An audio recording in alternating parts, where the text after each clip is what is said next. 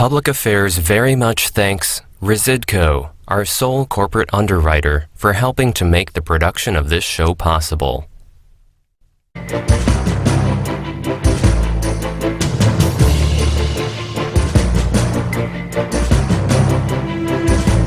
And the single most important thing in a democracy is we should be free to discuss the mechanics of how we conduct elections in an open and transparent way without having anybody tarred and feathered and labeled with smears like racism and so forth, Jim Crow allegations, because one wants to talk about them. One wants to talk about the question, what works best for preserving the integrity of the ballot? What works best for ensuring that everybody who has the right to cast a vote gets to cast that vote and have it count, and nobody who doesn't have a right to cast your vote is casting that vote for you, or voting more than once. So, as you know, there are people, often progressive, liberal, Democrat, we're hearing more these days, perhaps different days, different things, that no real evidence of fraud, they say, in 2020. And so, therefore, why are we mucking around trying to reduce fraud when there's no evidence or significant evidence or evidence of significant fraud? What do you say to those people? Welcome to Public Affairs. We're doing a show today on ballot integrity. Voter fraud, election fraud, all of those things, whether it's a national issue, whether it's a state issue, it all comes together. And we have the perfect guest because we have a gentleman and a scholar who's here today, who's a thoughtful, intelligent, knowledgeable guy, whether it's economics, whether it's law, whether it's elections, whether it's the U.S. Constitution, whether it's the practical nitty-gritty of Chicago politics. He's done it all. So with that as a backdrop, we'll talk more about Joe Morris, our guest, but it's important that you know that he is the current chairman of the Heartland Institute, one of the world's leading free market think tanks, and he was the Assistant Attorney General and Assistant Attorney General for President Reagan. Let's start with something small. Was the 2020 election stolen, as President Trump claims, or is that allegation a lie, as his detractors claim? Well, what I like big lie they like to say. What I like to say is that the election was stolen fair and square, by which I mean there were changing ground rules regarding the conduct of the election, justified in part by the emergency of the pandemic, for which one team, the Democrats, were far better positioned to capitalize on the changing ground rules. And they showed it by capturing more votes in more states where it counted. Was it a completely fair election? No, of course not. No election is completely fair. No election is perfect. The goal is to give people fair elections, open, transparent elections, not perfect elections. And that is a changing target because the facts on the ground change from time to time. So it's absolutely essential that over time that the rules for conducting elections, all aspects of them, from what happens before the ballots are cast to when the ballots are counted and everything in between, need to be adapted, reformed to keep elections fair and honest. Where we are right now, Jeff, after the 2016 election, where there were absolutely phony allegations that a candidate, the eventually winner, Donald Trump, colluded with a foreign power, the Russian government, to steal that election. That was the theme of the Democrats in 2016 and 2017. Completely false, a total lie, not true. In 2020, President Trump contended that the Democrats stole the election away from him, that Joe Biden, in fact, did not win a majority of the Electoral College. And he tossed out some absolutely nonsensical propositions of constitutional law, trying to get the Vice President and the Congress to do something they cannot do, which is to overturn the counting of the ballots that occurred in the states. Untrue, a lie. Both sides have sinned. Both sides come into this game, as lawyers like to say, in peri delictu, with unclean hands. And the bottom line is, right now, American voters from coast to coast do not have confidence that they have a fair and honest election system. And the time has come for both Democrats and Republicans in Washington and state capitals to stop playing games and to start paying attention to serious ground rules, to cleaning up how elections are conducted, so that the American people and the people of Illinois and Chicago can have confidence that the outcomes are honest. This document, the U.S. Constitution, which also has the Declaration of Independence, this book I hold. Don't leave you home having without mentioned- it. Right. So, Joe Morris, you are a constitutional lawyer. We didn't mention that you are a partner at Morris and De La Rosa, offices in Chicago and London. You know this document well. You studied at the University of Chicago Law School. You studied at the University of Chicago as an undergrad. Does this document control the election laws of the United States, and are they in large part by this document delegated or devolved or articulated in the states? Do the states in large part in the United States have control of our election laws, or is it a shared control with the federal government? As in most things in a federal system, it's a shared control.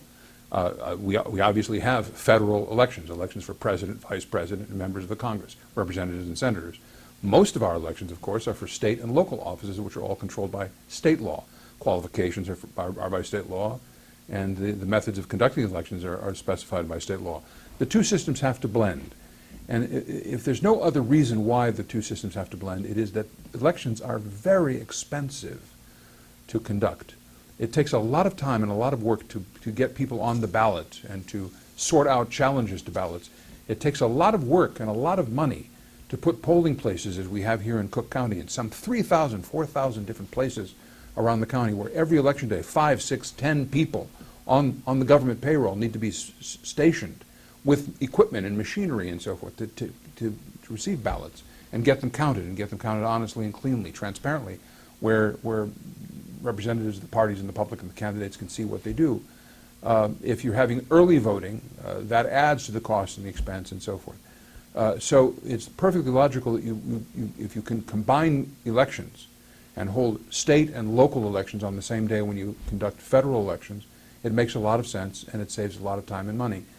The best way to do that is to have a minimal number of federal ground rules that are uniform across the country, relating to the rules for electing the president and members of Congress, and generally confide the rest of the mechanics to the people on the ground at the state and local level who've been doing it for 250 years, running elections, and for the most part running them honestly, and through whose experiences we've learned where the defects and the weaknesses in the system are.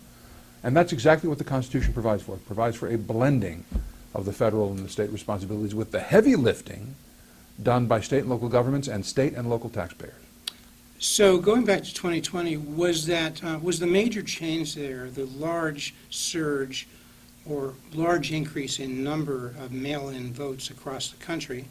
And was that dictated by COVID, or was it something the Democratic Party nationally thought it had an advantage and pushed, or something else? Well, it was both plus something else. The something else is timing. At the same time, we've had the pandemic, and we've been experimenting with different technologies of voting, including voting by mail. We've been expanding the voting period.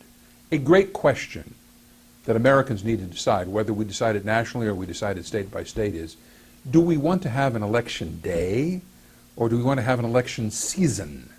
That is the theory, as it has been for a couple of hundred years, that we all listen to the debates and the arguments and watch the candidates and learn what we can, and then on a designated day, all of us who care go to our respective polling places, cast our votes, and the votes are counted that day, and we get the decisions, who's been elected to what particular office. Or do we want to make it easier for people, perhaps the people who aren't as committed or as concerned or as knowledgeable about voting, to think about it and start voting at some point and end voting at another point, which may be a week or a couple of weeks or a whole month or more. And little by little, particularly as legislators have wanted to convey the message that they're all in favor of making it easier for people to vote and have more people vote, a cheap and easy way they think to do that is by expanding the early voting period. And they've begun to do it mindlessly. Professional politicians of both parties love mail-in ballots, because mail-in ballots give opportunities for professional politicians to look over the shoulder of voters. The thing that most voters want is secrecy in the ballot, And the thing that most professional politicians, the party pals, the hacks, Republican, Democrat, most of them, they want to know how people are casting those ballots. And so mail-in votes create all kinds of opportunities for other people to look over your shoulder. Show me your ballot in a friendly, non-threatening, sometimes threatening way. Whether it's a union, a club, the NRA, the precinct captain, family members. I'll take your ballot for you. I'll open the envelope. If the ballot isn't cast the way I want your ballot cast, I throw the ballot away. It's never counted. Who knows? All kinds of Is opportunities. that what we call ballot or vote harvesting? Ballot harvesting is the process by which, systematically or otherwise, third parties collect ballots from the voters entitled to cast them and are the intermediaries in delivering them to the election authorities. The only way you know that your sacred ballot has been honestly cast without interruption, without being mishandled in any way, is if the voter himself or herself puts the vote in the slot or casts the ballot on the machine. Anytime there's any kind of intermediation, as we know in Chicago and Cook County and have known for 100 years, anytime there's any intermediation between the individual voter and the counting of that vote, there are opportunities for mischief. And depending on the locale and the year, who is proposing the mischief is inevitably the party in power, the party that has the best handle on that particular technology of mischief. It goes back and forth between both parties. No party is always innocent. No party is always guilty. But the only people who benefit from confusion and constantly shifting ground rules about how elections are conducted are not the voters. It's the professional politicians. They're the people who benefit from confusion. So you are known, as an aside, as Mr. Conservative, have been known as Mr. Conservative for decades. So when somebody's putting together a panel on TTW, of which you happen to be for the last 8 years head of their community advisory board, if TTW, WGN, Channel 5, Channel 2, putting together a panel, they're looking for a Democrat, which they can easily find because most of the media tend to be Democrats. They're trying to find a conservative. They don't know those as well. They come to you.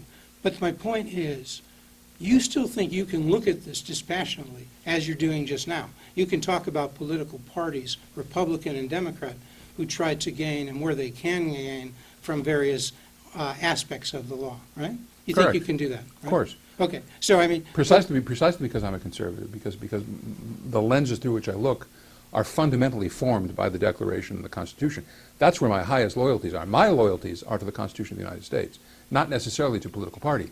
I consider myself a faithful and active Republican because I believe overall in the context of my time that the Republican Party provides me a better channel with which to influence the course of public discussion and public decision-making in the direction of vindicating the Constitution.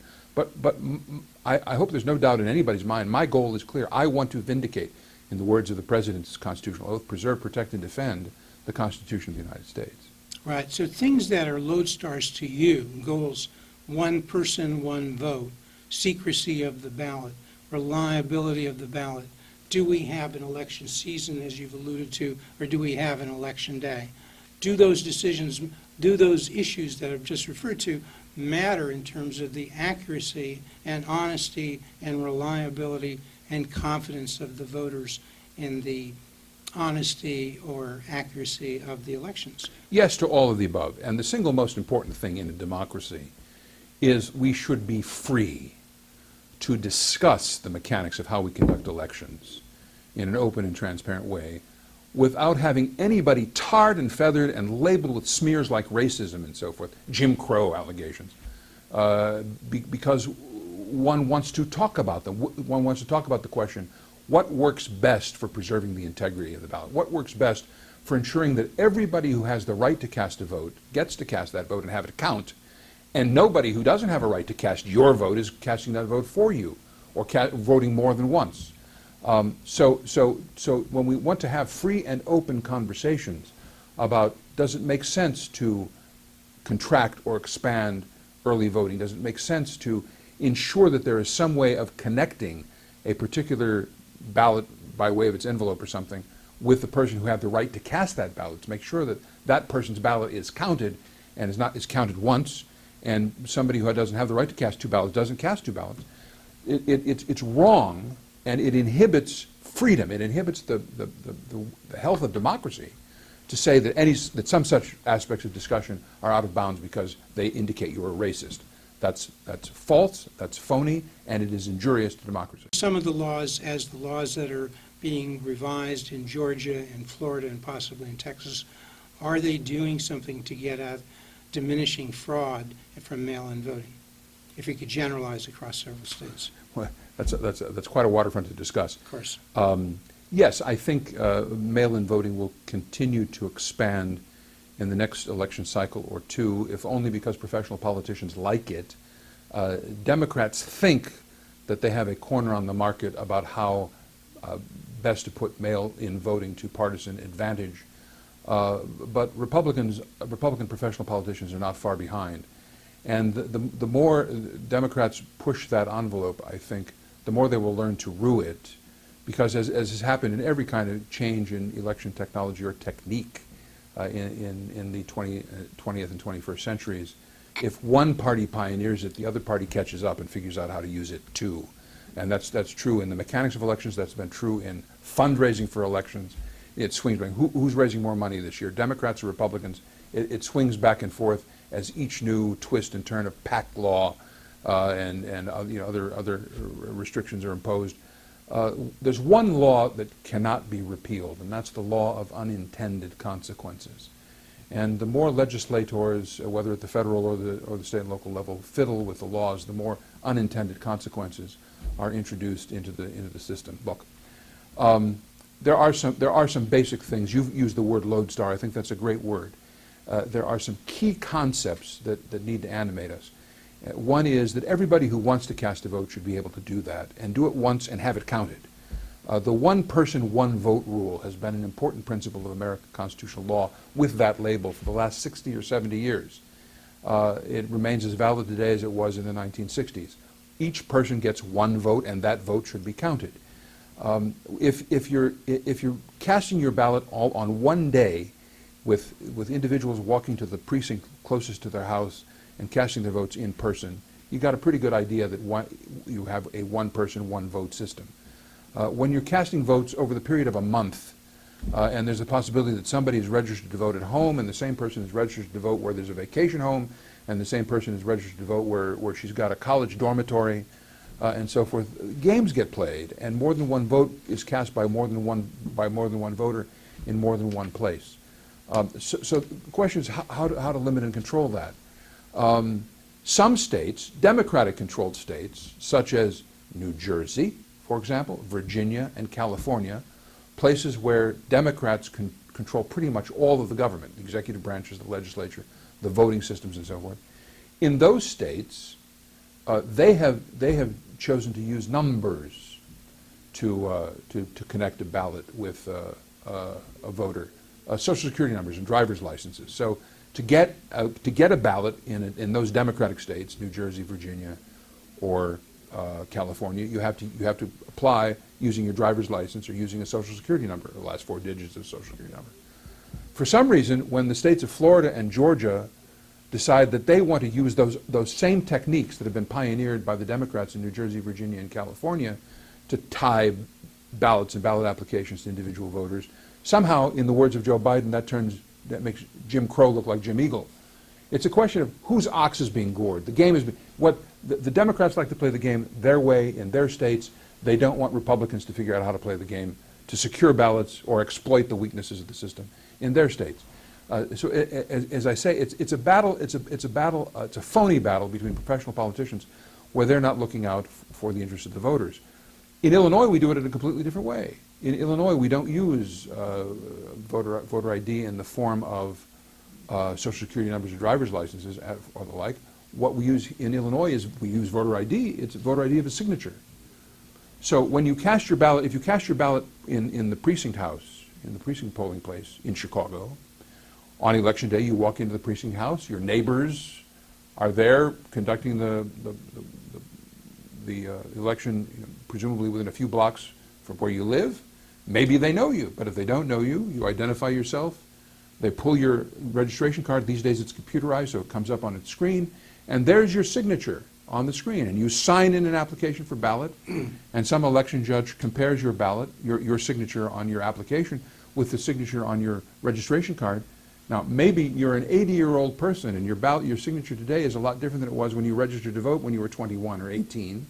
Maybe not. Maybe it's clearly the same signature. So we have that subjective process of matching signatures that we use in Illinois, and we do the same thing if you vote by mail. When you vote by mail, you get a ballot that you have to return in an especially provided envelope that the Board of Elections or the county clerk has sent to you with your ballot. And on the outside of that ballot, you sign your name. Your ballot goes in that envelope, and your ballot goes into the election authority with your name identifying it. And it is only when your name has been verified, when the name on the signature as you put it on the outside of your envelope is matched against the signature on your registration card, that envelope is opened and your ballot is separated from the envelope that identified it, and then your ballot gets counted as an anonymous ballot. So everybody, every state in the union uses some form of voter identification, and the argument that to use, as Georgia and Florida seem to want to do, Social Security numbers or driver's licenses is in some way racist or outlandish is a falsehood, because those are precisely the mechanisms that some of the most democratic states in the union use without that problem. Keep building the confidence of the American people that elections are going to be as efficient and as clean and as honest and as fair as possible is to prevent Congress from mucking it up. The federal system has worked pretty well these last couple hundred years. Right now there's a bill pending in Congress, H.R. 1, that would federalize the entire election system. It would put the federal government in charge of elections. Everything from drawing maps, district maps for congressional elections, to turning the Federal Election Commission, which is currently a bipartisan, evenly matched body, into a partisan-controlled body, where control of it would bounce back and forth from party to party depending on who's in control in any given year, making vastly more decisions than the federal government currently makes over all the minutiae of how elections are controlled, using the theory under the Constitution that Congress gets to make the rules for presidential and congressional elections, and hoping that spills over into the control of state and local elections too, but also centralizing judicial review of elections. One of the hidden time bombs in H.R. 1 is that all appeals across the country of the conduct of elections will no longer be going to the local courts or even the United States Courts of Appeals in the regional circuits. They all have to go to the District of Columbia. Now, there is absolutely no reason on earth why the courts in the District of Columbia are more expert in the conduct of elections than courts here in Chicago, including our Seventh Circuit. The rules are statutory, and the rules are provided by the Constitution. Those are the things that should guide the conduct of elections. The only reason to centralize all election adjudication in the District of Columbia is, for the moment, Democrats who control Congress think that that's a sandbox in which Democrats are likely to control the judiciary for the foreseeable future. But across the country, you're saying you can do either. You can use the signatures that they're using in Illinois as long as you have a reliable system to check them. You can use driver's licenses as they're starting to do, I guess, now in Georgia and in Florida and other states. And as they have done in Democratic states for a long time. The point is, every electoral system requires that the voter be identified some way or another. And there are many ways to do it. What I'm saying is, in any given time and place, it's a reasonable conversation to say what is the best way we can identify our voters, and don't rule anything out of bounds simply by smearing the entire discussion, the entire conversation as inherently racist. Is it appropriate to have a particular concern about vote harvesting, as you point out, collection and turn-in votes, because of this maybe analogy to, you point out in Chicago, they often like a system where the precinct captain will be looking over the voter's shoulder. So this gives people who are vote harvesting perhaps access to looking over the shoulder. And so there are regulations, I guess, in the new law in Florida, I think, does a lot to close down on that, to close down on vote harvesting. And before you could do it, you just couldn't get paid. There were limitations. But now I think you cannot. You can do your own. You can do your immediate family. You can do maybe two more. Is that a big enough possible fraud issue to channel a lot of resources to trying to control that? Of course it is, Okay. because what's at stake there is the secrecy of the ballot.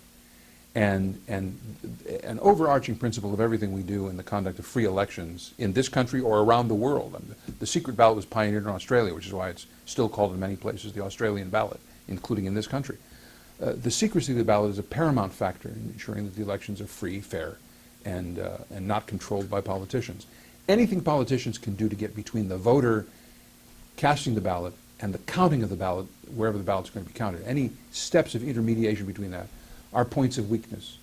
The more of those points you can eliminate, the closer you can get to having the voter mark the ballot secretly and the voter putting the ballot right in the ballot box or in the punch system, the better off you are.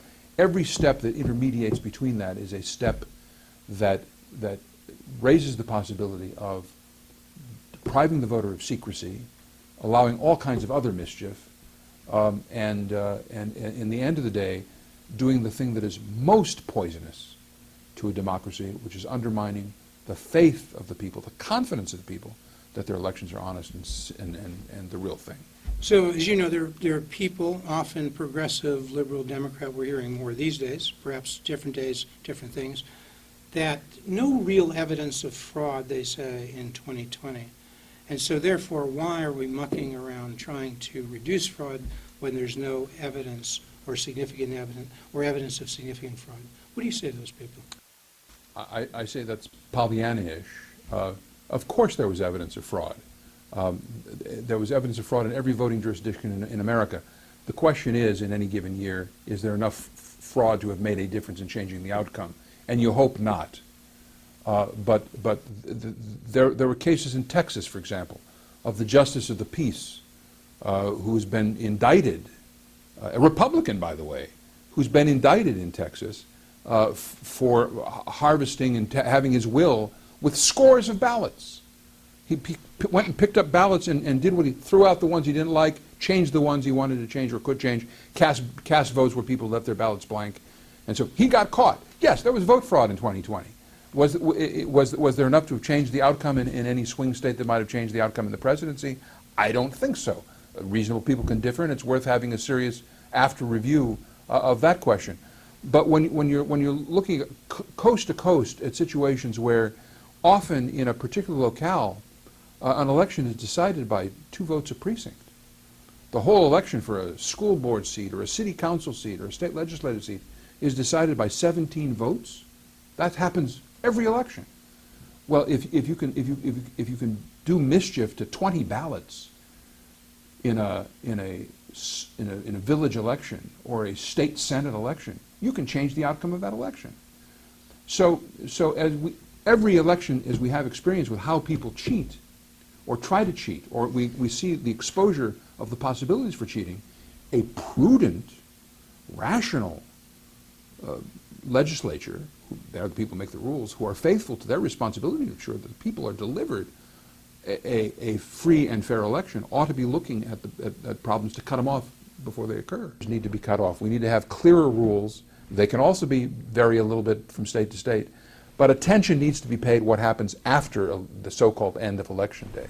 I think it would be a lot wiser, however, whether we're having an election day or an election period, it would be a lot wiser for the election authorities to concentrate on having a very clear cutoff time to know when the ballots have to be in. And then we know when we start looking to the election authorities to announce the results of that election. Instead of having the results coming in dribs and drabs, well, here's what we know today as against what we're going to know next week and as against what we're going to know the week after that.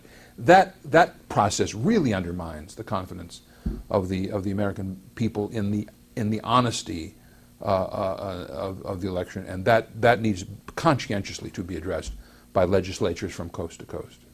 Thank you so much. Joe Morris, an expert on so many things, as people who've been watching this show have seen. Thank you so much for coming here and sharing your wisdom, and we hope you will come back soon, and we hope you folks watching this show will come back and watch Public Affairs.